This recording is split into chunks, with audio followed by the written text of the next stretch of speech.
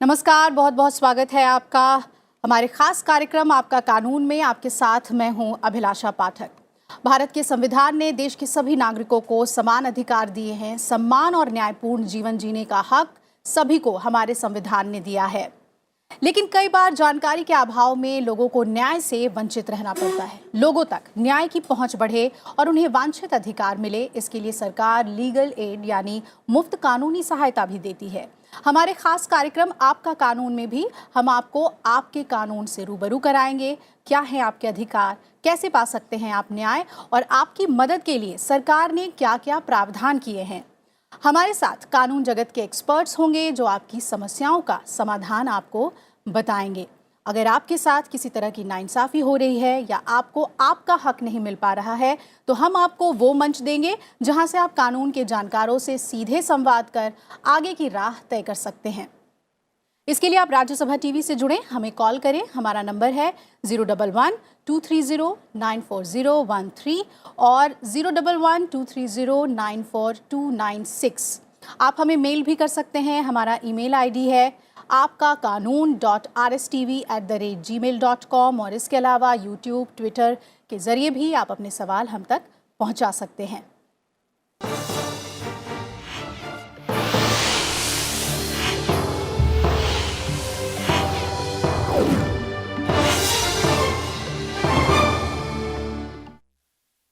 किसी भी दंपत्ति का रिश्ता अगर इस कदर टूट जाए कि नौबत तलाक तक पहुंच जाए, तो इससे ज़्यादा कष्टकारी कुछ और नहीं हो सकता।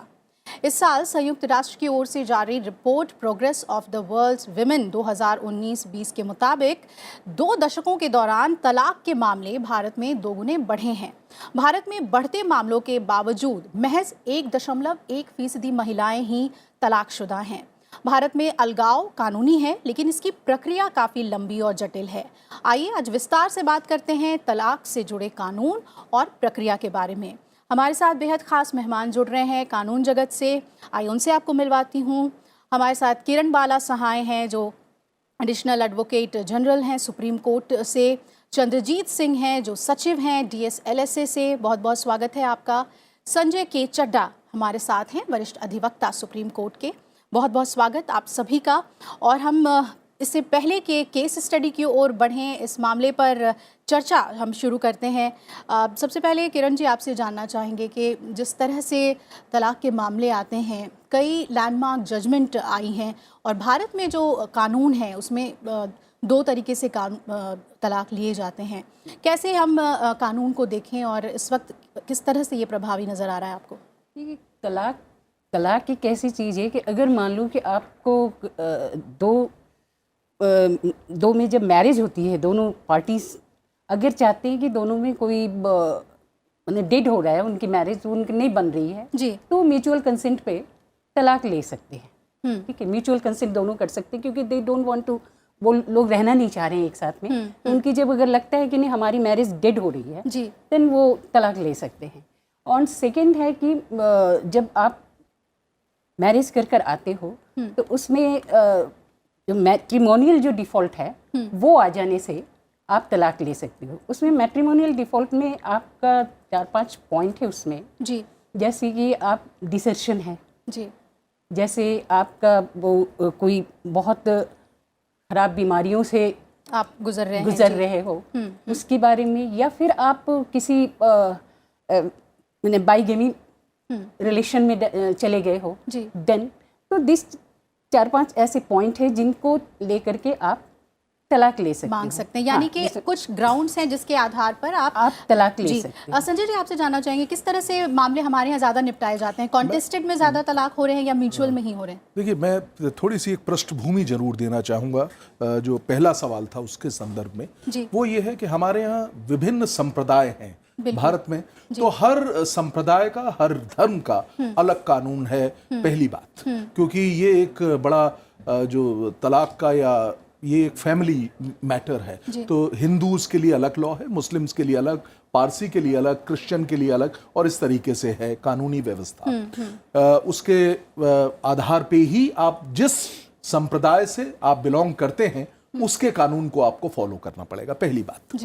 और उसी पे कई ग्राउंड्स हैं, जैसे प्राइमरली क्योंकि हमारे यहाँ पे 80% के करीब हिंदू हैं, तो मैं उनके विषय में बताना चाहूँगा कि सबसे जो महत्वपूर्ण है वो है करीब हिंदू मैरिज एक्ट है हमारा, जो कि 1955 में आया था, और उसमें टोटल 9 ग्राउंड्स दी गई हैं, उन पे डाइवोर्स हो सकता है, और महिलाओं के लिए अलग से 4 और ग्राउंड्स दी गई हैं, तो टोटल 13 ग्राउंड्स हैं, जैसा अभी किरण जी भी बता रही थी कि वो हो सकती हैं adultery, cruelty, mental soundness and diseases, and छोड़ दिया है, रिलीजन चेंज कर लिया, इस तरीके से जिन पे आप अलग से बात करेंगी। दूसरा सवाल जो आपने अभी पूछा कि कौन से जो डाइवोर्स हैं वो ज्यादा पाए जा रहे हैं, देखिए 1955 में जब अब ये एक्ट बना था तब म्यूचुअल डाइवोर्स उस एक्ट में नहीं था, ये बहुत अहम बात है। 1976 में म्यूचुअल डाइवोर्स को ऐड किया गया, और आज के परिप्रेक्ष्य में, आज मैं अभी की बात करूं तो हमारे यहाँ सबसे ज्यादा जो डाइवोर्स होते हैं वो म्यूचुअल डाइवोर्स होते हैं, कंसेंट के साथ डाइवोर्स होते हैं। उसमें ये होता है, उसकी बहुत छोटी सी 2 रिक्वायरमेंट है, अगर आप मुझे परमिट करें। जी जी।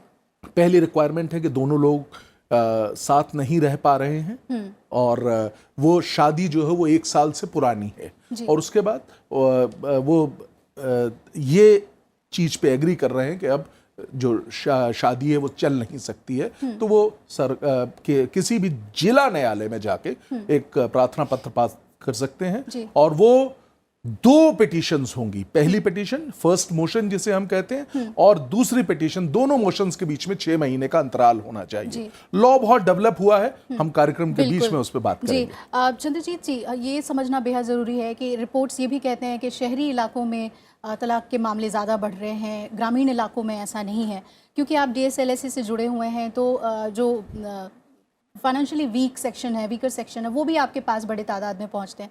तो नेचर ऑफ केसेस आपको कैसे लगते हैं? क्या वाकई में जो महिलाएं मदद चाहती हैं कानूनी, वो वीकर सेक्शन से हैं, या ऐसे भी महिलाएं आती हैं? देखिए, जहाँ तक इस चीज़ का सवाल है कि तलाक कौन सी महिलाएं लेना चाहती हैं, ऐसा इसमें कोई फ़र्क नहीं है कि जो रिचर क्लास है या जो शहरी है वो लेना चाह रहे हैं, या जो गरीब हैं या गांव में रहते हैं वो नहीं लेना चाह रहे हैं। जो भी अपने अधिकारों के बारे में अवेयर हो जाता है वो उसको लेना चाह रहे हैं। DLSA में हम हर रोज़ देखते हैं कि बहुत सारी महिलाएं हमारे पास कानूनी मदद के लिए आ रही हैं, और जैसे जैसे उनमें अवेयरनेस हो रही है तो दोनों जगह आज की डेट में हर एक कोई अपने अधिकारों के बारे में जागरूक है, और जब भी उन्हें लगता है कि उनके साथ कुछ गलत हो रहा है तो उसकी आवाज़ उठाते हैं। खासकर दिल्ली में तो चाहे वो ग्रामीण इलाके हों चाहे वो शहरी इलाके हों, उनमें हमने देखा है कि अपने अधिकारों के प्रति वो जागरूक हैं, और ऐसा कोई डिस्टिंक्शन नहीं है कि वहाँ से ज़्यादा आ रहे हैं शहरी इलाकों से और ग्रामीण इलाकों से कम आ रहे हैं। अब जैसे जो संजय जी ने बताया था उसके साथ मैं 1-2 चीज़ें उसमें ऐड करता हूँ कि हालांकि हमारे जो पर्सनल लॉज हैं वो सब पे अलग अलग अप्लाई होते हैं, आपका जो रिलीजन होगा उसके हिसाब से अप्लाई होंगे आपके पर्सनल लॉज, बट उसमें भी जो तलाक के ग्राउंड्स हैं वो कुछ कॉमन हैं। जैसे हम जो डिजर्शन है कि अगर एक कोई भी दंपत्ति में से एक कोई दूसरे को छोड़ देता है तो वो एक ग्राउंड कॉमन हो जाता है। क्रुएलिटी का कि कोई भी एक आदमी दूसरे को अपने रिश्ते में निर्दयता से वो नहीं देख सकता है, उससे उसका व्यवहार नहीं कर सकता है। इसी तरीके से वो अगर मेंटेनेंस नहीं दे रहे हैं, तो ये 3-4 ग्राउंड्स हैं जो कॉमन है और बाकी जो है वो अलग अलग हो जाते हैं। और इनको एग्जीक्यूट करने के लिए फैमिली कोर्ट एक्ट एक 1984 में बना था और उसके तहत फैमिली कोर्ट्स अलग से बन गई हैं। तो आज की डेट में जो भी मामला तलाक से या फैमिली से रिलेटेड कोई भी मामला हो सकता है, जो चाहे उसकी प्रॉपर्टी का हो, चाहे कस्टडी का हो, चाहे मेंटेनेंस का हो, तो वो फैमिली कोर्ट्स में जाएगा। पहले कि हम केस स्टडी लें, ये बताइए मुझे कि कितना जेंडर न्यूट्रल है हमारा जो डिवोर्स लॉ है? देखिए, जो हमारा डिवोर्स लॉ है वो almost it is fully gender neutral. जब आप हिंदू मैरिज एक्ट में पढ़ेंगे तो वो दोनों पति पत्नी को समान अधिकार देता है। ऐसा नहीं है कि पति को अधिकार ज़्यादा है या पत्नी को अधिकार ज़्यादा है। कई जगह पे जैसे सेक्शन 13 में 3 या 4 ग्राउंड ऐसे हैं जो कि पत्नी को ज़्यादा दिए गए हैं, पर वो उनके कारण है कि ताकि वो कहीं ना कहीं निर्दयता का व्यवहार हो जाते हैं। जैसे एक ग्राउंड है, अगर पति के खिलाफ रेप का, सोडोमी का या बिस्टैलिटी का मुकदमा चला है तो वो पत्नी को एक एक्स्ट्रा ग्राउंड है। जी बिल्कुल, हम चर्चा को आगे बढ़ाएंगे, आपको विस्तार से तलाक से जुड़े हुए नियम और कानून के बारे में बताएंगे। आइए केस स्टडी देखते हैं, पति पत्नी का रिश्ता बेहद नाजुक डोर से बंधा होता है जो काफ़ी मजबूत होता है, और ये डोर अगर टूट जाए तो इसका जुड़ना भी मुश्किल होता है। देश की अदालतों में तलाक के मामलों में लगातार बढ़ोतरी हो रही है, जो सामाजिक दृष्टि से चिंता का विषय है। सालों साल ऐसे मामले लंबित पड़े हैं, लेकिन कानूनी पेचीदगियों की वजह से तलाक पाना टेढ़ी खीर से कम नहीं। देखिए एक ऐसा ही मामला।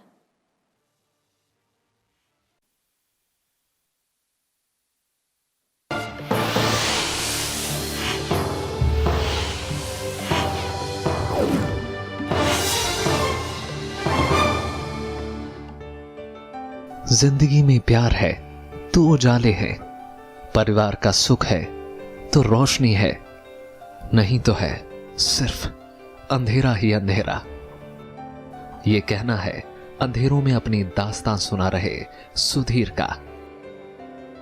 सुधीर पिछले 20 सालों से अपनी पत्नी से अलग रहते हुए तलाक का मुकदमा लड़ रहे हैं। सुधीर का एक बेटा भी है जो उनकी पत्नी के साथ रहता है, लेकिन ऐसा क्या हुआ, सुधीर और उनकी पत्नी की नाराजगी कभी दूर नहीं हो सकी और मामला तलाक तक जा पहुंचा। मेरा 498A का केस भी 2015 में डिसमिस हो गया, और फिर उन्होंने अपील वगैरह की, सब कुछ खारिज हो गई। मैं 498A का कोई केस नहीं है, 406 का केस नहीं है, 323 मारपीट के 6-7 केस FIR डली थी, किसी में कुछ नहीं मिला इनको।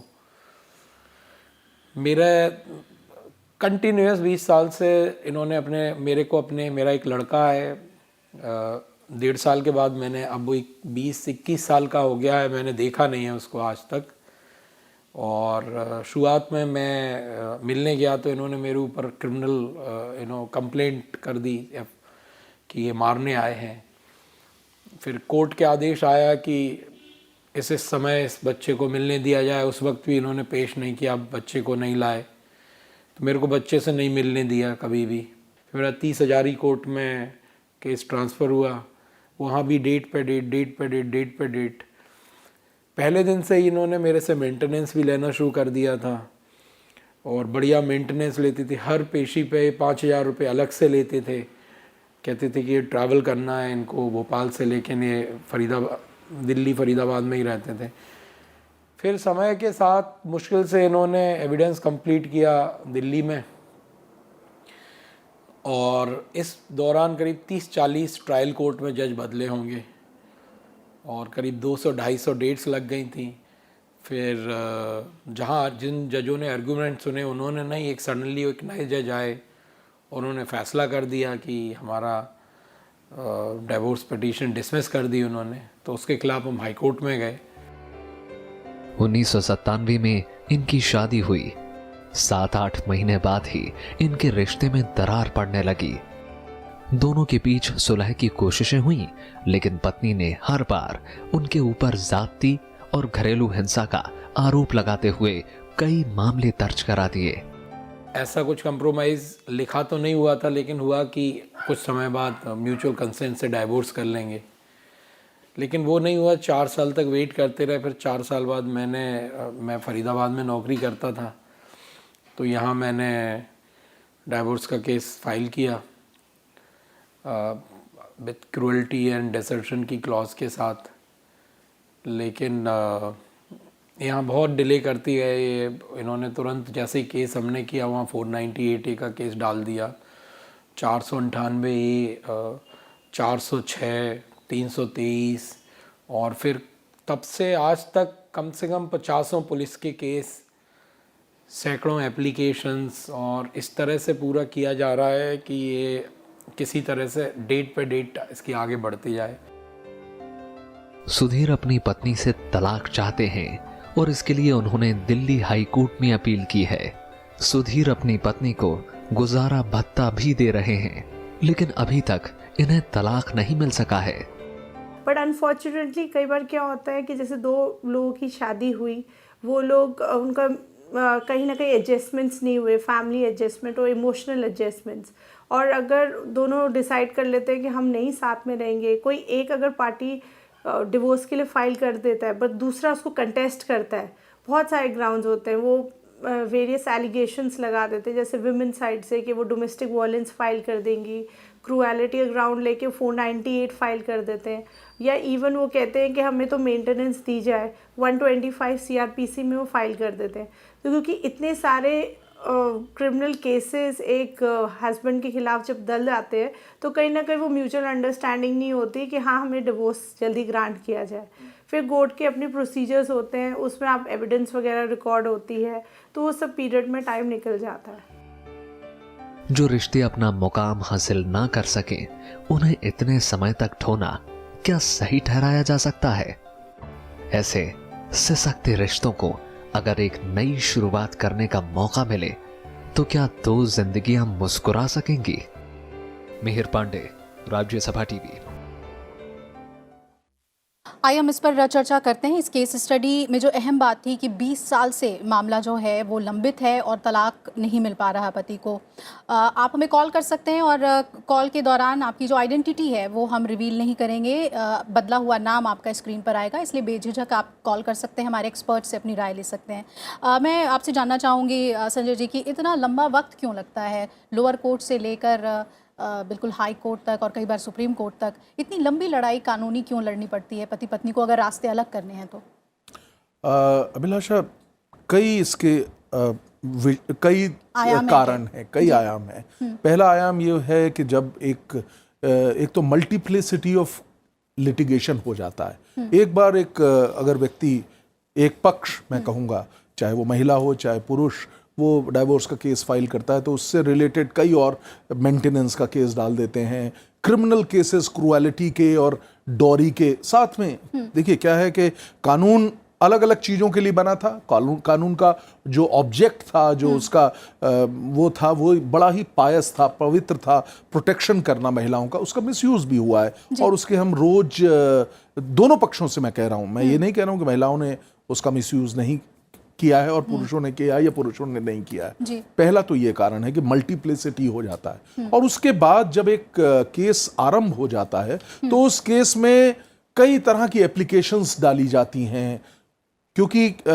डिले कब होता है? जब दोनों पक्षों के बीच में समझौता नहीं हो रहा है। दोनों पक्ष ये नहीं इस बिंदु पे नहीं आ पा रहे हैं कि let's separate, you live your life, I am living my life, इस बिंदु पे नहीं आ पा रहे हैं, तो वो केस चल रहा है। तो एक पक्ष को जैसे अब एलिमनी मिलने लग गई, मेंटेनेंस मिलने लग गई, तो पुरुष चाहेगा कि समाप्त हो जाए केस, और महिला को अगर एलिमनी मिल रही, वो कह रही कि मेरा क्या जा रहा है, मुझे तो एलिमनी मिल रही है। और हर परिवार के हर केस के मुझे ऐसा लगता है कि अपने अपने बिंदु होते हैं, अपने अपने विजन होते हैं, ईगो आ जाती है केसेस में, लोग बात ही नहीं करते हैं। लॉयर्स के बीच में जब केस हो रहा होता है तो मतलब पार्टीज तो इवन बात भी नहीं करती, मैंने कई दफा देखा। तो ये सब कारण है। और इसके अलावा फिर अगर निचली न्यायालय से कोई निर्णय हो भी जाता है तो दूसरा पक्ष उसकी अपील में चला जाता है। और एक और सबसे बड़ा बात जो आपने कार्यक्रम की शुरुआत में कहा था कि बहुत छोटा नंबर है अभी डाइवोर्स का हमारे भारत में, लेकिन केसेस की भरमार लगी हुई है। हमारे पास न्यायालयों की कमी है,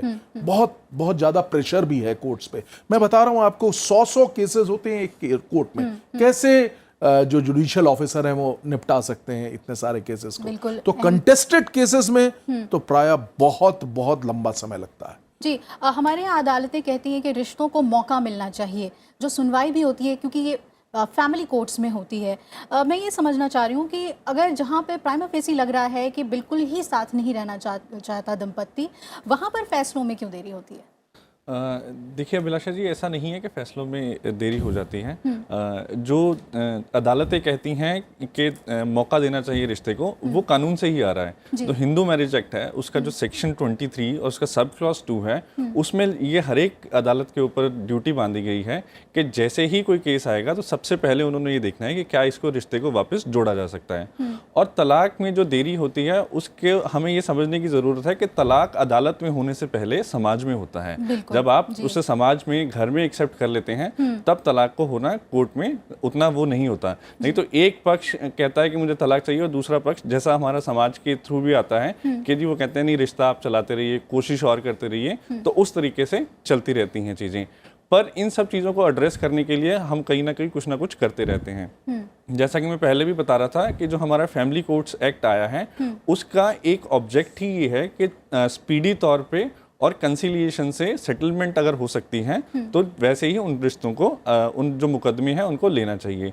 तो दिल्ली में जितनी भी फैमिली कोर्ट्स हैं उन सबके साथ काउंसलर्स के ऑफिस हैं, वो प्रोफेशनल काउंसलर्स हैं। उसके अलावा मीडिएशन सेल्स हैं, जहां पर भी जिसकी ज़रूरत होती है तो उनको काउंसलर के थ्रू या मीडिएशन में भेज के आपसी सेटलमेंट के थ्रू उनको जल्दी से जल्दी निपटाने की कोशिश की जाती है। जी, आपके अनुभव से किरण जी समझना चाहेंगे क्या इन मामलों में सिर्फ और सिर्फ जो दंपत्ति है उनकी भूमिका होती है देरी के पीछे, या फिर जो परिवार है, क्योंकि ये एक सामाजिक बंधन है, तो एक ये भी एक फैक्टर है देरी के पीछे? परिवार का इंटरवेंशन है ना, वो ज़्यादा इसमें प्रॉब्लम, क्योंकि अगर तलाक चाहिए, दो बंदे अगर एक साथ मैरिज एक्ट में उनकी मैरिज हुई है तो उनकी तलाक अगर वो चाहते हैं, अगर डेड हो रही है उनकी मैरिज, तो दोनों अगर म्यूचुअल कंसेंट पे तलाक लेना चाहें तो स्पीडी हो सकती है। लेकिन परिवार अगर आ जाते हैं उसमें, वो कहते हैं कि हमारी लड़की है, उनको मेंटेनेंस देनी चाहिए, या फिर हमने जितना दिया था शादी के समय में वो सारी मुझे रिटर्न होनी चाहिए, या फिर बहुत सारी कॉज हैं जो वो उन पे थोप दी जाती हैं। तो वो जो लगा दी जाती है, इससे वक्त आगे बीतता जाता है, वक्त बढ़ता जाता है। और बहुत सारी मैम ने बहुत राइटली कहा। दो एक और बिंदु हैं इसमें। एक बहुत अहम बिंदु है, ऐसे जो परिवार हैं, ऐसे दंपति जिनके चाइल्ड है, जिनका बच्चा है, बच्चा का कस्टडी कहाँ जानी चाहिए, क्योंकि दोनों इच्छुक हैं उसमें, फिर वेजिटेशन राइट्स या क्या, तो ये एक बहुत महत्वपूर्ण, कई मेरे ख्याल से तकरीबन 40% जो डाइवोर्स के केसेस हैं वहाँ बच्चा होता है और उसके बाद जो है डाइवोर्स के लिए पिटीशन डालते हैं। आप लोग की बातों से जो सबसे अहम बात आ रही है कि अदालत इन मामलों में पारिवारिक दृष्टि से, सामाजिक दृष्टि से संवेदनशील होकर अपना रुख अख्तियार करता है और कोशिश ये रहती है कि किसी का भी हित जो है वो इसमें उसे नुकसान न पहुँचे। आइए हम अब कॉल्स लेना हम शुरू करते हैं। प्रवीण हमारे साथ महाराष्ट्र से जुड़ रहे हैं। प्रवीण जी, पूछिए अपना सवाल। हाँ मैडम, बाला मैडम से बात करना चाहता हूँ। जी पूछिए। हेलो जी पूछिए। हाँ मैडम, नमस्ते, प्रवीण बोल रहा हूँ महाराष्ट्र से। मैडम, आई एम ऑल्सो एक लॉयर मैडम, मेरी पढ़ाई हो चुकी है लॉयर करके। हेलो, हाँ, मेरा एक केस है फैमिली मैटर में। मेरी मिसेस ने क्या किया था, एक पिटीशन डाला था मेरे खिलाफ रूल अपना सेक्शन 13 के बारे में, क्रुएल्टी का। जिसमें उन्होंने क्या किया कि उसमें पहला पॉइंट डाला है, तो उसमें मेरे क्या मैंने कुछ एजुकेशन के बारे में जो झूठ लिखा है, उसमें 12वीं लिखा था उसने। बाकी मैंने वहाँ पे पूरे उसके हिसाब से प्रूफ मैंने मेरे दिए है एजुकेशन के। दूसरा उन्होंने डाला है एक पुलिस कंप्लेंट के बारे में, जहाँ जिसमें जो डिजर्शन पीरियड था उसका 1 साल का था हमारा सिर्फ, लेकिन उन्होंने डाला है 3 साल के लिए। तो मैडम मैंने क्या किया है कि मैंने 340 सेक्शन CRPC 340 का रूल डाला है मैंने एप्लीकेशन। तो एप्लीकेबल रहेंगे क्या मैडम वो फैमिली कोर्ट में? जी हाँ, 340 का अगर आपने एप्लीकेशन डाला है तो उसका मतलब है कि आप दूसरे पक्ष पे ये कह रहे हैं कि उन्होंने गलत तथ्यों के सहारे से एफिडेविट दिया है, तो वो फॉल्स एफिडेविट का इनके लिए कोई और भी रेमेडी है बालाजी? ये अगर वो ये कह रहे हैं कि हमारे ऊपर जो केस करा है वो उन्होंने डाला है कि इन्होंने क्रुएलिटी की है, physical and mental cruelty, that is also on, yes 13 पे करा है इन्होंने, तो डिसर्शन पे है। तो इनको ये प्रूफ करना चाहिए, सबसे पहले ये बताना चाहिए कि डिसर्शन फ्रॉम होम, इधर बॉय पक्ष और जी गर्ल पक्ष। बिल्कुल, ये अगर प्रूफ कर देते हैं तो फिर तो उसी में ही सारा कुछ हो जाता है कि डिसर्शन इज करेक्ट और नॉट, करेक्ट और the point is that correct और नॉट। जी, कोलकाता से हमारे साथ सौरभ जुड़ रहे हैं। सौरभ जी पूछिए। Morning ma'am. गुड मॉर्निंग, पूछिए। मैम, मेरा प्रश्न है, यदि किसी हिंदू फैमिली में वाइफ अर्निंग मेंबर है और हस्बैंड अपने जीवन यापन के लिए वाइफ पर डिपेंड हो और भविष्य में किसी कारणवश उनका म्यूचुअल कंसेंट के द्वारा तलाक हो जाए, तो क्या ऐसे केस में हस्बैंड को तलाक के पश्चात वाइफ की अर्निंग के कुछ प्रतिशत का हिस्सेदार बनने का प्रावधान है? Thank you ma'am. जी सौरभ जी, देखिए, जब म्यूचुअल कंसेंट से हम डाइवोर्स लेते हैं तो उसमें हम जो सारी चीज़ें हैं उनको सेटल करके चलते हैं। अदरवाइज जब हम कंटेस्ट कर रहे होते हैं तो हिंदू मैरिज एक्ट में ही सेक्शन 24 और सेक्शन 25 है, जिसमें दिया गया है कि जब मुकदमा चल रहा हो उसके दौरान और मुकदमा ख़त्म होने के बाद कि मेंटेनेंस मिल सकती है, और उसमें पुरुष और जो महिला हैं उनको बराबर का अधिकार है। पर जब आप म्यूचुअल कंसेंट में जिसकी बात आपने करी है वो एक एग्रीमेंट होता है दोनों पक्षों के बीच में, तो जैसा आप लोग डिसाइड करके उसको कोर्ट के सामने प्रस्तुत करेंगे तो वो उसी हिसाब से उसमें डिसीजन हो जाएगा। ये लिबर्टी दोनों पक्षों को दी गई है। अगर अग्रीमेंट में ये बात ना हो तो संजय जी? देखिए, अग्रीमेंट में कोई बात हो वो फॉलो होगी, नंबर 1। नंबर 2, एक बहुत अहम बात है कि अगर डाइवोर्स हो जाता है तो वो पति पत्नी का कोई रिश्ता नहीं है, इसके बाद कोई एलिमनी नहीं होगी, कोई भी एक दूसरे के खिलाफ, क्योंकि वो रिश्ता ही समाप्त है। तो ये प्रश्न ही अपने आप में गलत है कि डाइवोर्स होने के बाद किसी भी प्रकार की कोई मेंटेनेंस या एलिमनी नहीं होती, और अगर कोई एग्रीमेंट होता है उसके आधार पे, जैसा सर ने बताया जी, म्यूचुअल कंसेंट पे अगर जा रहे हैं तो वहाँ पे एलिमनी तो नहीं होनी चाहिए, म्यूचुअल कंसेंट इज देयर। चलिए, एक और कॉलर हमारे साथ अनु जुड़ गई है राजस्थान से। अनु जी पूछिए। 25 में बात नहीं की। हाँ मैम, मेरा क्वेश्चन ये है। हेलो जी कनु जी पूछिए। मैम, मेरा क्वेश्चन सर से है कि सुप्रीम कोर्ट का जो ऑर्डर आया था कि व्यभिचार अब अपराध नहीं, महिला पति की संपत्ति नहीं, तो क्या इसको व्यभिचार को तलाक का आधार नहीं मान सकते क्या? जी चलिए, बहुत ही अहम सवाल इन्होंने पूछा है चर्चा में। सुप्रीम कोर्ट ने बहुत क्लियरली कहा था व्यभिचार अब एक क्राइम नहीं है, लेकिन ये किसी भी तौर पे जो डाइवोर्स का एक ग्राउंड बना रहेगा, स्पेसिफिकली कहा था, तो ये बात क्लियर हो गई। बिल्कुल। और दूसरा सवाल इनका संपत्ति से जुड़ा हुआ है। संपत्ति से जो सवाल आपका जुड़ा हुआ है कि जब आप तलाक की कोई भी प्रोसीडिंग चलेंगी जो फैमिली कोर्ट में जाएगा तो सारी की सारी वो आपकी प्रोसीडिंग वहीं पे चलेंगी, और जो आपके पत्नी के तौर पे जितने अधिकार हैं वो सारे आपको उसमें मिलेंगे। जी, एक और कॉल मेल है हमारे पास उत्पल कुमार का, ये भी मेंटेनेंस से जुड़ा हुआ है। बालाजी, आपके पास आती हूँ। I want to ask a question that maintenance cost is only given to husband to wife or vice versa also? तो वाइफ दैट इज नॉट कि वाइफ से अगर मांगा जाता है वाइफ ही को ही दिया जाता है जनरली, क्योंकि कानून में भी ऐसी बनी हुई है कि जो पत्नी है वो उनको अगर आप डिवोर्स देते हो तो उनकी मेंटेनेंस के लिए देने, इवन उनके चिल्ड्रन के लिए भी अलग अलग से देना पड़ेगा आपको। और अगर आप पुरुष होकर के आप मेंटेनेंस मांगते हो, दैट इज आई थिंक कि लेकिन ऐसे मामले भी बढ़ रहे हैं जिसमें वो ऐसा कुछ अभी कुछ सुनने में 2-4 पॉइंट भी आए हैं इस पे, लेकिन मुझे नहीं लगता है कि अभी वो ज्यादा। देखिए, जहाँ तक मेंटेनेंस का सवाल है तो हमारे यहाँ पे अलग अलग कानून हैं। हिंदू मैरिज एक्ट में मेंटेनेंस के बारे में दिया गया है, डोमेस्टिक वायलेंस एक्ट में मेंटेनेंस के बारे में गया है, और सीआरपीसी में एक सेक्शन 125 है जिसके बारे में दिया गया है। हमें कानून के बारे में ये भी समझने की ज़रूरत है कि जो भी कानून बनता है या जो भी कानून आते हैं वो हमारे समाज से ही आते हैं, वो सामाजिक परिप्रेक्ष्य से ही आते हैं।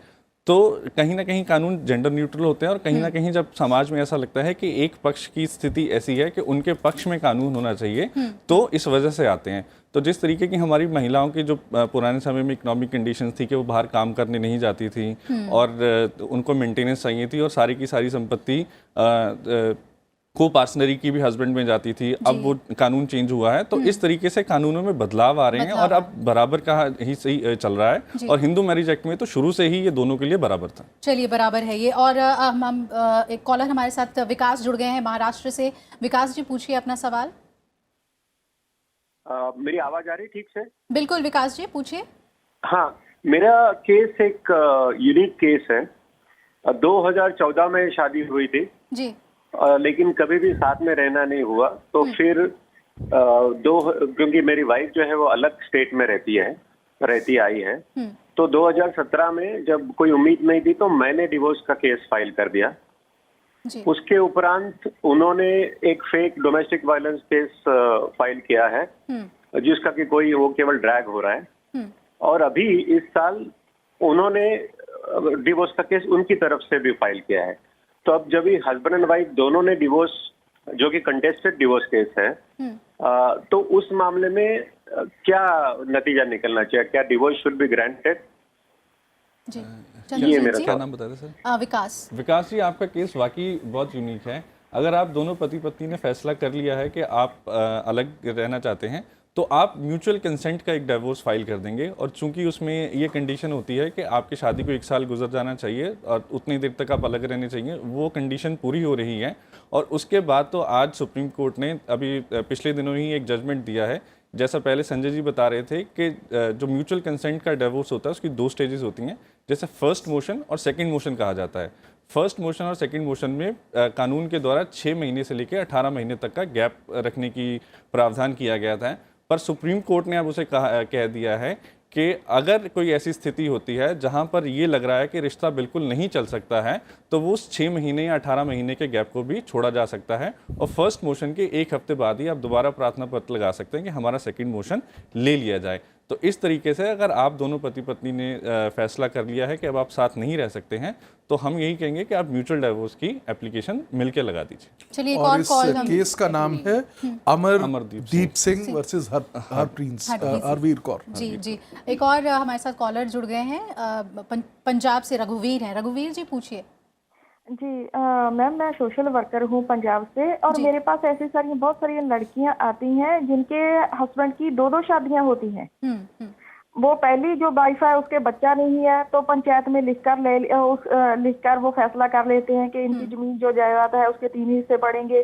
दूसरी शादी कर लेते हैं, दूसरी शादी में बच्चे पैदा करते हैं, तो फिर दूसरी बीवी को घर से निकाल देते हैं बच्चा लेकर।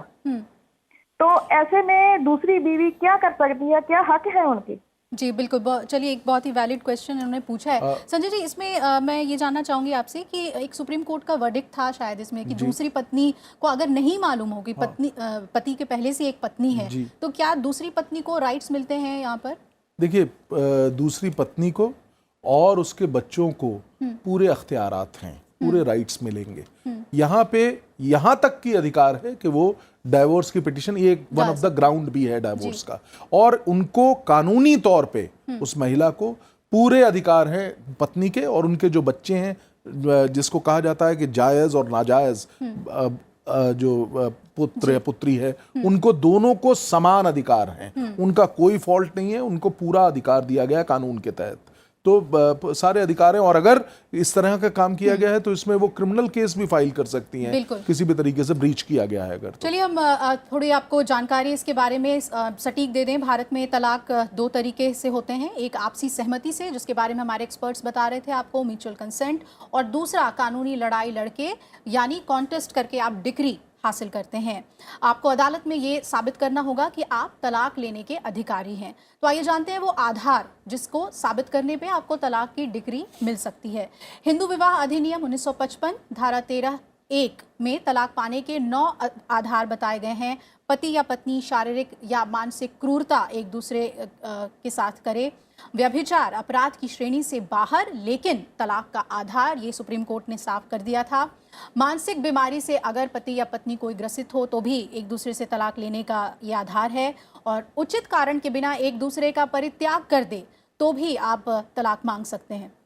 इसके अलावा जो संक्रामक रोग होते हैं जैसे HIV, एड्स या कुष्ठ रोग से कोई एक व्यक्ति ग्रसित हो जाए तो भी पति पत्नी मांग सकते हैं तलाक। 7 साल तक पति पत्नी के जीवित होने की कोई सूचना ना मिले, कोई इन्फॉर्मेशन ना हो, तब भी पति या पत्नी में से कोई तलाक मांग सकता है इस आधार पर। और किसी अन्य धर्म में परिवर्तित हो जाए तो ये भी एक आधार है तलाक पाने का।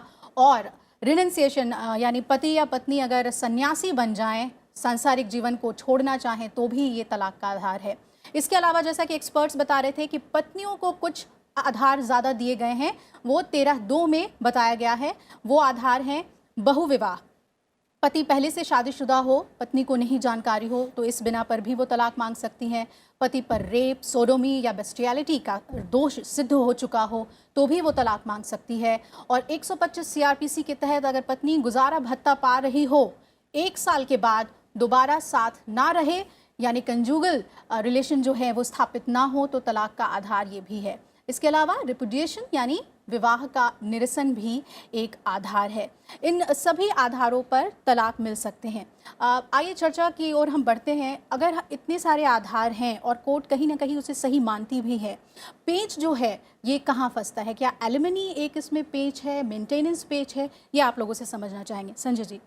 देखिए, अगर जैसा पहले आपने बताया 13(b) में म्यूचुअल डाइवोर्स है तो सारी चीज़ें सेटल आप स्वतः करिए और कोर्ट के पास जाइए। कोर्ट अपना एक प्रोसीजर है जिसको भी कोर्ट्स ने मदद की है शॉर्टन करने को ड्यूरेशन, जैसा अभी बड़ा अच्छे ढंग से बताया। पहली चीज। दूसरा, ये आपने बात बिल्कुल सही कही कि 3-4 चीजें हैं जो हमेशा दिक्कत पैदा कर रही हैं, जिसमें मैं कहूँगा कि हमारा सोशल बैकग्राउंड दोनों फैमिलीज का रोल बहुत अहम है, क्योंकि पति पत्नी का ही डाइवोर्स नहीं होता, दो परिवारों का डाइवोर्स होता है। ये एक बहुत महत्वपूर्ण बात है। इसके अलावा ये देखना कि बच्चों की क्या पोजीशन होगी, क्या मेंटेनेंस होगी, फ्यूचर उस फैमिली का, जैसे महिला और पुरुष का फ्यूचर क्या होगा, ये तमाम चीजें उनके मस्तिष्क में द्वंद्व पैदा करती हैं। बेसिकली वो बड़ा परेशानी का तो सबब है ही ये बात। देखिए शादी कितनी रुचि से और कितने अरमानों के साथ व्यक्ति करता है, वो जब टूटता है तो दुख तो होता ही है। लेकिन एक सुप्रीम कोर्ट ने कई जजमेंट्स में बहुत अच्छे से कहा है कि घुट घुट के और मर के रहने से बेहतर है कि आप जाइए अपना आराम से, दोनों लोग अलग रहिए। ठीक है, कष्ट की बात जरूर है। तो ये सोचना बहुत बहुत अहम है हर व्यक्ति को, चाहे वो किसी भी धर्म का हो, उसके लिए प्रोसीजर है। अगर वो आज ये इस चीज को निर्णय कर लेते हैं कि अब रहना बिल्कुल सही नहीं है, सही नहीं रह पा रहे हैं, तो क्यों नहीं पार्ट अवे विद, प्यार से अलग क्यों नहीं हो जाते। एक कॉलर हमारे साथ जुड़ रहे हैं, आइए पवन है हमारे साथ, पूछिए अपना सवाल। हेलो जी पूछें। हाँ जी, मैं पवन शर्मा बोल रहा हूँ दिल्ली से जी। कोर्ट में हमारा केस चल रहा था 25 का, तो उसमें कोर्ट ने फाइनल डिसीजन दे दिया है कि 20,000 पर मंथ आपको मेंटेनेंस देना है वाइफ को, और हमने डाइवोर्स का लगा रखा है। तो वो डाइवोर्स देना नहीं चाहती है, तो इसमें किस ग्राउंड पे हम ले सकते हैं और कितने हमारे चांसेस हैं? वो 4 साल से आई भी नहीं है हमारे साथ रहने के लिए। जी चलिए हम आपके सवाल के साथ, किरण जी, कई मामले ऐसे आते हैं जहां पर मेंटेनेंस ले रही होती हैं पत्नियां और कॉन्टेस्ट कर रही होती हैं डिवोर्स को। अगर फ्यूचर नहीं है रिलेशन का, डिसर्शन है कम्प्लीटली, तो वैसे में क्यों तलाक में देरी होती है? जैसे कि आज के परिप्रेक्ष्य में सबसे पहले अगर तलाक लेते हैं, ठीक है, दो समाज का जरूर उसमें समाज का डर उन्हें जरूर लगता है, लेकिन अगर वो तलाक ले रही हैं तो बहुत आज वास्ट हो चुकी है। आप पहले माइंड को बना ले ऐसा कि हाँ हमें तलाक लेना है तो लेना है। ये यहाँ पर क्या ये समझना पड़ेगा कि अगर मेंटेनेंस वो ले रही हैं, तलाक अभी नहीं हुआ है, तो शायद एलिमनी को लेकर वो इंतजार कर रही हैं। अभी मैंने एक मैटर मेरे पास आई हुई थी, एमपी की थी वो मैटर जी। एक सरदार जी थे, वो अपनी उनकी जब मैरिज हुई थी तो ओनली 7 डेज वो अपने हस्बैंड के साथ रहे, और उस 7 डेज में उन्होंने एक शर्त रख दी और कि मैं आपके साथ, आप मेरे साथ तब तक, मैं आपके साथ तब तक रह सकती हूँ जबकि आप अपने परिवार को छोड़ दो जी। और वो इकलौता उसका सन था। तो उसने कहा कि नहीं, मेरी बूढ़ी माँ और फादर जो हैं वो मेरे ऊपर डिपेंडेंट है, मैं उनको छोड़ नहीं सकता हूँ। बिल्कुल, और सुप्रीम कोर्ट ने इसमें बहुत कड़े जजमेंट दिया। इसके लिए वो मैं नहीं छोड़ सकता हूँ। फिर वो किसी तरह उसे समझा करके वो फिर चली गई कि नहीं मैं अगर आपको और आपको मानना ही पड़ेगा जी। इसके लिए दोनों की बहुत दिन तक चली, एलिमिनी बढ़ाती चली गई, एलिमिनी बढ़ाती चली गई, सुप्रीम कोर्ट तक आ गई। सुप्रीम कोर्ट में भी पहले उसको एनहांस कर दिया गया था, लेकिन सेकंड टाइम में जब मैं हस्बैंड के तरफ से उन्होंने कहा कि मेरे तरफ से आप मैडम कुछ कर सकते हो, मैंने कहा व्हाई नॉट, अगर सही है तो सही है। वो जो थी वो एक्चुअली वो लॉयर ही थी, तो उन्होंने सोचा कि दावपेच मुझे भी पता है तो मैं उसको लेकर के कर लूं, तो मिसयूज यहाँ पे मिसयूज हुआ था। तो मैंने कहा कि नहीं कोई बात नहीं है, आपका जरूर हो जाएगा, कोई बात नहीं। आखिर में ये मैटर हो गई, और जज साहब ने जो डिक्री थी उस डिक्री को एज इट इज रखा, और एलिमिनी जो पहले मुकर्रर की गई थी जबकि डिक्री के समय में वही डिक्री रखा जी। पवन जी के लिए जरूर कुछ बताएं इसमें, जब वो ये कह रहे हैं कि मेंटेनेंस में दे रहा हूं और डिवोर्स उसी के बारे में कहना चाह रहा था कि हम मेंटेनेंस के बारे में आप पहले भी कह रहे थे कि हम मेंटेनेंस दे रहे हैं, उसके बाद भी वो डाइवोर्स नहीं ले रहे हैं। कोई भी जब केस आता है, खासकर जो पारिवारिक मुकदमा है, उसके बहुत सारे आयाम होते हैं। परित्याग की जो आपने बात करी थी, परित्याग में एक तो अपरेंटली होता है कि कोई छोड़ के चला गया है, पर सुप्रीम कोर्ट ने बहुत सारे केसेस में कहा है कि जो परित्याग है it is not a withdrawal from the place, ये किसी भी जगह से विड्रॉ करना नहीं है, ये स्टेट ऑफ थिंग्स से विड्रॉ करना है। अगर कुछ इस तरीके से हुआ है कि पत्नी के जाने का कोई कारण बना है, जैसे आपने पहले भी स्लाइड में दिखाया था कि बिना उचित कारण के अगर कोई छोड़ के जाता है तभी वो परित्याग बनता है। तो अगर इनको ये लगता है कि बिना उचित कारण के वो इनको छोड़ के चले गए हैं, परित्याग कर दिया है तो ये कोर्ट में पिटीशन लगा सकते हैं। डिजर्शन के लिए, परित्याग के लिए जो समय सीमा है वो 2 साल या उससे ऊपर है और ये कंटिन्यूइंग होता है। इसमें सबसे बड़ी समझने वाली बात ये होती है कि जैसे अभी वो 4 साल से गई हुई हैं, अगर वो वापस आ जाएंगी तो वो सीमा खत्म हो जाएगी, फिर इन्हें दोबारा से 2 साल का, अगर दोबारा से कोई इंसिडेंट होता है तो 2 साल की वेट करनी पड़ेगी। तो अगर ये अभी इन्हें लगता है कि रिश्ता आगे नहीं चल सकता है तो ये उसको फाइल कर सकते हैं अभी के अभी। मैं कुछ जोड़ना चाहूंगा। डिसेशन प्रूफ हो जाती है, देन एलिमनी इज नॉट जो पहले जो डिग्री में प्रूफ हो चुकी थी। मैं 2 बातें, जैसा बहुत राइटली बताया, इवन डिजर्शन एक रूफ के अंदर रह के भी हो सकता है, ये सुप्रीम कोर्ट ने कहा, क्योंकि ये रिश्ता है, आप अलग एक ही छत के नीचे रह के भी डिजर्शन हो सकता है। खैर वो बहुत कलिष्ठ बात हो गई। इनका जो केस मैं समझा हूं उसमें इन्होंने कहा कि ये 4 साल से कंटेस्ट कर रहे हैं और वो कोर्ट में आ रही हैं और एलिमनी ले रही हैं और ड्रैग हो रहा है केस। इनके लिए इनको यथाशीघ्र एक एप्लीकेशन लगानी चाहिए और अगर यहाँ से, इसी न्यायालय से, जिस न्यायालय में, यानी कि जिला न्यायालय में, अगर वहां पे इनको कोई नहीं मिलता, इनको कहना चाहिए कि स्पीडी मुझे न्याय चाहिए इसमें, जिससे कि मैं अपना लाइफ जी सकूं फर्दर। और अगर यहाँ पे न्याय नहीं मिलता है तो इनके पास अख्तियार है, ये हाई कोर्ट भी जा सकते हैं। दिल्ली का केस है। जी बिल्कुल। शंकर हमारे साथ कर्नाटका से कॉल कर रहे हैं। जी शंकर जी, पूछिए अपना सवाल। हाँ मैडम, मेरा 2-3-4 साल पहले रजिस्टर मैरिज हुआ था। उसमें पत्नी जो है मेरे घर आई ही नहीं और झूठा केस फाइल करके, क्रिमिनल केस फाइल करके मेरे ऊपर मुकदमा कर दिया। फिर और उसमें मेंटेनेंस लगा दिया। उसके बाद मैंने डाइवर्स लगाई है 2 साल बाद। तो इसमें आगे क्या होगा, कैसे करना होगा? जी चलिए, अलग अलग केसेस हैं, क्रिमिनल केसेस भी हैं और ये डिवोर्स चाहते हैं। पत्नी अगर इनके पास आई ही नहीं, अगर ये साबित कर पाते हैं तो ऐसे मामले में डिसर्शन अगर प्रूव हो जाती है जी, देन तलाक की डिग्री हो सकती है जी। इसलिए डिसर्शन है, अगर विदाउट ब्रेक वो 4 साल से गई हुई, कोई कॉज नहीं था। जैसे कभी कभी होता है डिसर्शन, उसको मना लेते, जैसे कि मान लो कोई सर्विस कर रहे हैं बाहर, वो सर्विस करे, वो नहीं आ सकती, that is the another things. But अगर ऐसा डिसीजन है कि नहीं, जानबूझ करके उनसे अलग रहना है, उनको छोड़ देना है, तो इस केस में आप उनके पास डिसीजन प्रूफ कर दो कोर्ट में, यहाँ पे तो इस केस में तो बेसिकली शादी के बाद वो आई ही नहीं है, वही तो डिसीजन प्रूफ कर दो। तो बेसिकली बहुत स्पष्ट है ये, लेकिन इनको साक्ष्यों के साथ प्रूफ करना पड़ेगा, क्योंकि कोर्ट में तो साक्षी देना ही पड़ेगा। बिल्कुल। आइए आपको बता दें कि तलाक के लिए कितने कानून भारत में लागू हैं जिसके तहत आप तलाक ले सकते हैं। हमारे एक्सपर्ट्स ने आपको शुरुआत में ही बताया था कि अलग अलग धर्म के जो लोग हैं उनके हिसाब से पर्सनल लॉ इस पर प्रभावी होते हैं। तो भारत में तलाक लेने के लिए पर्सनल लॉ लागू है। हिंदू, बौद्ध, सिख और जैन में तलाक जो है वो हिंदू विवाह अधिनियम 1955 के द्वारा शासित है, यानी कि इस अधिनियम के तहत जो ग्राउंड्स हैं उस आधार पे आपको तलाक मिलते हैं। और मुस्लिम धर्म के दंपत्ति के लिए तलाक जो है वो dissolution of Muslim marriage act 1939 द्वारा शासित है। पारसी दंपत्ति अगर हैं और उनको तलाक लेना है तो Parsi marriage and divorce act 1936 द्वारा ये शासित होता है। और ईसाई दंपत्ति अगर तलाक लेना चाहते हैं तो इंडियन डिवोर्स एक्ट 1869 द्वारा ये शासित है। आइए एक मेल ले लेते हैं, ये भी मेंटेनेंस से जुड़ा हुआ ही है, लेकिन ये लिखते हैं कि शादी के 6 महीने के बाद मेरी पत्नी मेरे साथ नहीं रहने लगी, अपने मायके चली गई और मैंने बहुत कोशिश की कि वो आए लेकिन वो नहीं आई। पंचायत के माध्यम से हम लोगों ने अलग रहने का निर्णय लिया और मैंने दोबारा शादी कर ली है। क्या मेरी पहली पत्नी कोई मेंटेनेंस क्लेम कर सकती हैं? यहाँ पर एक वैलिड डिक्री नहीं है डिवोर्स की, तो ऐसे में राइट जो है वो वाइफ का कैसा किस तरह का बनता है? जी, वाइफ को मेंटेनेंस का हक हो जाएगा क्योंकि डिक्री नहीं हुई है।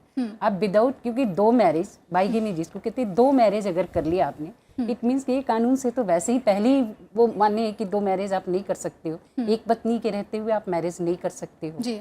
तो इस तरह से तो फिर वो मेंटेनेंस की पूरी हकदार, बल्कि इसमें सजा का भी प्रावधान है। अगर पत्नी अगर 7 ईयर्स, इसमें हमें ये समझने की जरूरत है कि जो दूसरी शादी हुई है वो मान्य ही नहीं है, क्योंकि आपकी जो पहली शादी है वो अभी तक खत्म नहीं हुई है। हमें शादी और तलाक के बारे में एक चीज़ और समझनी पड़ेगी कि तलाक क्यों जरूरी है शादी के बाद। जब 2 लोगों की शादी हो जाती है, एक महिला और पुरुष की शादी हो जाती है, तो उन्हें लीगल कैरेक्टर मिल जाता है पति और पत्नी का। उस लीगल कैरेक्टर का मतलब है कि उनके कुछ अधिकार हो गए और उनकी कुछ ड्यूटीज़ हो गई हैं। और जब तक वो उस रिश्ते में बदलेंगे और उसका लीगली टर्मिनेट नहीं होगा तब तक उन्हें वो ड्यूटीज़ भी निभानी है और वो अधिकार भी उनके रहेंगे। और डाइवोर्स ही एक माध्यम है जो कानूनी रूप से मान्य है कि उस शादी को ख़त्म किया जा सकता है। ये जो प्रथा पहले भी एक कॉलर ने हमें बताया था कि पंचायत में वो कर लेते हैं, तलाक का कर लिया, या इन्होंने जैसे हमें बताया तो वो तलाक मान्य नहीं है, बल्कि उल्टा जैसे आपने बताया कि तो इनके खिलाफ अगर पहली पत्नी ने शिकायत कर दी तो क्रिमिनल मुकदमा भी हो सकता है जी। और इसीलिए शादी के रजिस्ट्रेशन भी, उस पर भी अब कपल्स बहुत ध्यान देते हैं कि रजिस्ट्रेशन हो जाए जी। हमारे साथ कॉलर जुड़ रहे हैं, प्रीतपाल हैं पंजाब से। प्रीतपाल जी पूछिए अपना सवाल। जी मैडम जी, सत श्री अकाल जी। जी मैडम, मेरे ना जी 2005 में मैं केस डाली थी जी। तो मैं पहला फतेहगढ़ डिस्ट्रिक्ट जिला थी, वहाँ पर केस डाली थी मैं, तो वो सारी केस हार गई मैं। और मैं अभी उसी घर में हूँ, पति के घर में ही बैठी हूँ। 2007 में मेरे जो पति है वो इटली चला गया बाहर देश जी।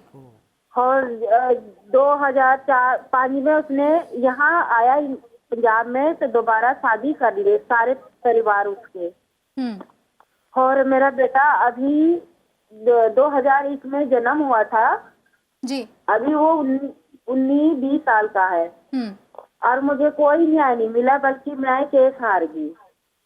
जो मेरा फोटो था, एल्बम वगैरह था, छोटी गरीब परिवार से ब्याह हुई थी, बड़ी वो थे मुश्किल नार, तो मतलब उसने जो फोटो थी सब जला दिए उसने पहला जी। और ये केस जब हार गई तो मैं हाई कोर्ट में डाली हूँ अभी इसका कोई वो नहीं हुआ है। वकील साहब बोले हैं कि थोड़ी दिन तक वो करना है, फिर तो आपका केस चल गया है, इंक्वायरी के लिए भेजी उसको, बोले इंक्वायरी पे चल रहे हैं अभी जी। तो अभी क्या मेरे सामने दूसरा जो सेकंड मैरिज हुआ है उसका, वो आ रहे हैं जा रहे हैं मेरे सामने जी जी। मतलब चलिए हम प्रीतपाल जी इस पे हम कई घूम रही है जी, हम समझ पा रहे हैं आपके सवाल को। शायद पति छोड़कर इनको विदेश चले गए, दूसरी शादी कर ली है, लेकिन जो ये बता रही हैं कि तस्वीर इनके पास साक्ष्य शायद नहीं होंगे और ये अपनी शादी नहीं प्रूव कर पाई होंगी कोर्ट में। बेटा भी अब 19 साल का हो गया है। ये बहुत एक अहम साक्ष्य है। कैसे डीएनए का टेस्ट करवाया जा सकता है। अब कानून इसमें बन गया है। पहले ये होता था कि nobody can be a witness against himself, किसी को बाध्य नहीं कर सकते थे डीएनए का, लेकिन अभी कुछ एक जजमेंट्स आए हैं जहां पे डायनामिज्म कोर्ट्स ने दिखाया है और ऐसे बच्चे के अधिकार के लिए बच्चे का डीएनए टेस्ट किया जाएगा और अगर ये प्रूफ हो जाता है डीएनए में कि वो फादर हैं तो सारे अधिकार इनको वापस मिलेंगे। अगर इनकी शादी नहीं भी प्रूव हो पाती है तो और वो मैट्रिमोनियल हाउस में रह रही हैं तो शायद लिव इन रिलेशन के तहत भी इनके अधिकार संरक्षित होते हैं। देखिए, जो शादी को प्रूव करने के लिए साक्ष्य की ज़रूरत होती है, जैसे इन्होंने बताया कि तस्वीरें जला दी या जो कार्ड था उनको जला दिया है, तो चूंकि एक ये सामाजिक रिश्ता है तो उसका साक्ष्य सिर्फ ये फ़ोटो और कार्ड नहीं हो सकता। तो कानून में ये प्रावधान है कि अगर दो लोग इस तरीके से रहते हैं कि जैसे पति पत्नी रहेंगे और उनका परिवार है, तो ये मान लिया जाता है कि वो पति पत्नी के तरीके से ही हैं। तो अगर ये अपने इर्द गिर्द से या जो इनके शादी में शामिल हुए थे या जो इनका आस पड़ोस है वो भी गवाही दे देंगे तो एक वो बहुत ही महत्वपूर्ण साक्ष्य होगा। और बाकी चीज़ों की सिर्फ फोटो की एब्सेंस में या कार्ड की एब्सेंस में ये नहीं होगा कि शादी प्रूव नहीं होगी। अब इनके केस को मैं इनसे यही रिक्वेस्ट करूंगा कि जो भी इनके घर के पास जिला न्यायालय हो वहाँ जाकर जिला विधिक सेवा प्राधिकरण में जाएं और वहाँ जाके पूरे कागज़ दिखा के अपनी अच्छे से सलाह ले लें कि इनके केस में एग्जैक्टली अगर वो डिसाइड हुआ था इनके अगेंस्ट तो उसका कारण क्या था, क्योंकि जब कोर्ट कोई भी चीज़ डिसाइड करता तो कारण है, उस कारण को जांचने के बाद ही इन्हें आगे की एक सलाह दी जा सकती है और इन्हें लीगल एड भी मिल सकता है। चूंकि महिलाएं हैं, जैसा कि हमेशा यहाँ बात होती है, जो हमारा लीगल सर्विसेज अथॉरिटी एक्ट है वो उसमें महिलाओं को एज ए स्पेशल कैटेगरी है और उसमें सारी की सारी महिलाएं उनकी इनकम का कोई पैरामीटर नहीं है, किसी भी चीज़ का पैरामीटर नहीं है, सिर्फ महिला होना अपने आप में उन्हें एलिजिबल कर देता है कि उन्हें लीगल एड मिलेगी। बिल्कुल। एक बात इसमें मैं जोड़ना ये चाहूँगी कि वो जो अपने घर में रह रही थी वहाँ पे सारा कुछ जला दिया, लेकिन उनके मायके पक्ष में भी कुछ होना ही चाहिए जी जी। तो उसकी वो तलाश कर लें तो वो भी एक साक्ष्य बन सकता है जी। चलिए योगेश हमारे साथ महाराष्ट्र से जुड़ रहे हैं। योगेश जी पूछिए अपना सवाल। हेलो जी। हाँ मैडम पूछिए। हमारा शादी 2014 में हुआ था। अभी 5 साल से हम दोनों मियाँ बीवी अलग अलग रह रहे। अभी तक डिवोर्स नहीं दे रही हो। जी, किस ग्राउंड पे आपने डिवोर्स मांगा है? हाँ, डिवोर्स नहीं मांग रही, वो पैसा मांग रही है।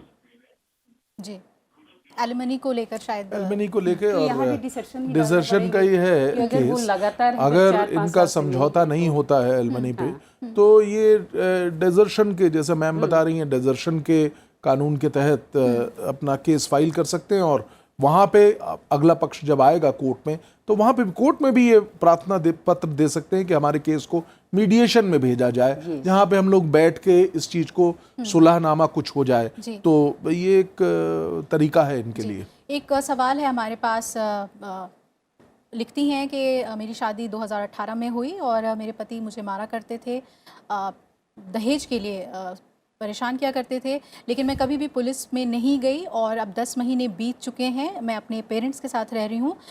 पति ने nullity of marriage section 121A of marriage act file किया है और मेरी ज्वेलरी और पर्सनल सारी बिलोंगिंग्स उनके पास हैं। मुझे अब करना क्या चाहिए और क्या वर्किंग होने के नाते मैं मेंटेनेंस भी मांग सकती हूँ? मेंटेनेंस तो ले सकते हैं उसमें, ऐसा कुछ ये नहीं, मेंटेनेंस तो है उसमें। नलिटी ऑफ मैरिज लेकिन क्यों उनके पति ने फाइल किया? मैं कहने वाला था कि सबसे इम्पोर्टेंट जो बात इन्होंने शायद ये शेयर नहीं कर पाई हमारे साथ, कि किस ग्राउंड पे उन्होंने कहा है कि नलिटी ऑफ मैरिज है।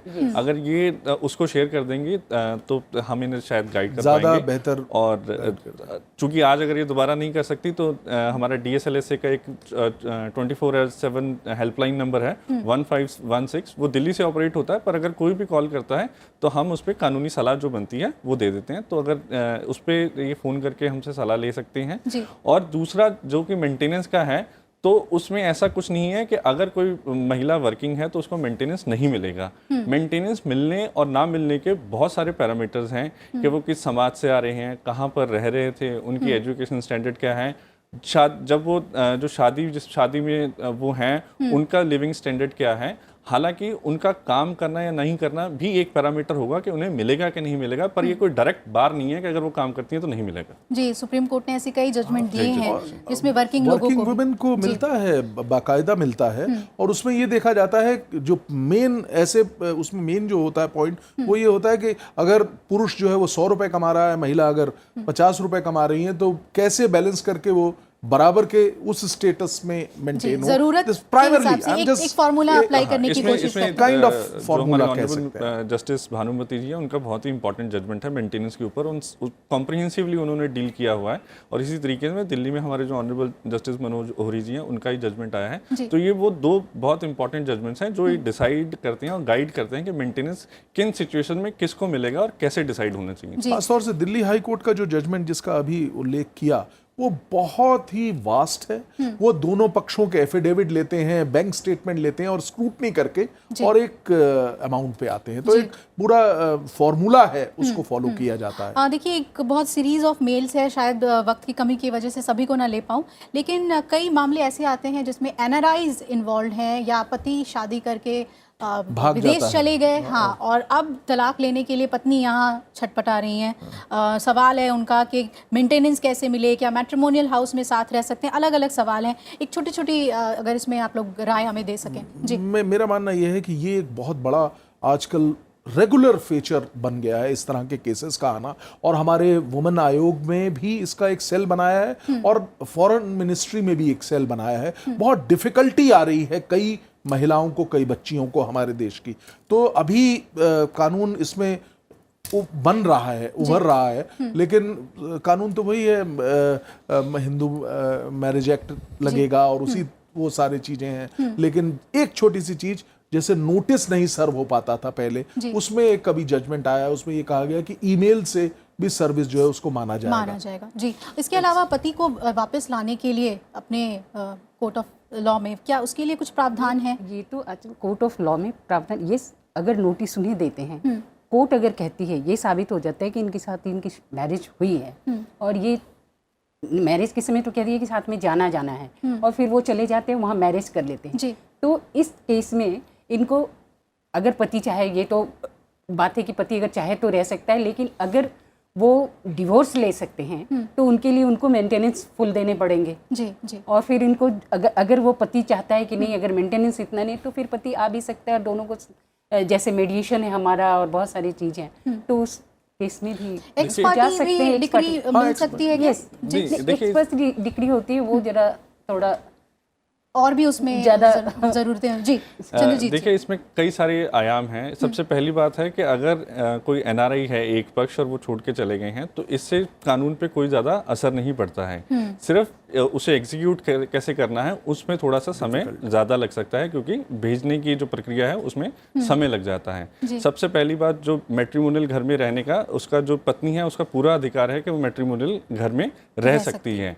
डोमेस्टिक वायलेंस एक्ट के अंडर राइट टू जो शेल्टर है वो सबसे बड़ा राइट एक दिया गया है। अगर वो नहीं मैट्रिमोनियल होम में उन्हें रहने दे रहे हैं तो उसके ऊपर वो रिजॉर्ट कर सकते हैं। अब उसके बाद बात आ रही है कि वो मेंटेनेंस कैसे लें या वो तलाक अगर वो लेना चाह रही हैं तो वो कैसे होगा। तो उसमें सिर्फ प्रक्रिया का फ़र्क है कि उसमें समय लग सकता है, बाकी सारी चीज़ें सेम हैं, उनके अधिकार सेम है, ग्राउंड सेम है, बाकी सारी चीज़ें सेम है। जी बिल्कुल। लेकिन फिर भी आप एक अगर आम बात अगर समझाना चाहें जो व्यूअर्स हमारे हैं तो उन्हें क्या कहना चाहेंगे? कॉन्टेस्ट या म्यूचुअल, किस तरह से अगर जो ऐसे जोड़े हैं जो ऐसा फैसला लेना चाह रहे हैं उनके लिए क्या कहना चाहेंगे? मेरा अपना मत ये है कि अगर ये स्थिति आ गई है कि अब ये संभव नहीं है कि वो महिला और वो पुरुष इकट्ठा पति पत्नी के तौर पे रह सकें, मतभेद इतने बढ़ गए हैं, मनमुटाव हो चुका है, तो एक सही रास्ता ये है कि अपना आगे का जीवन जितना भी बचा हुआ जीवन है उसको अच्छे जीने के लिए म्यूचुअल डाइवोर्स जो 1976 में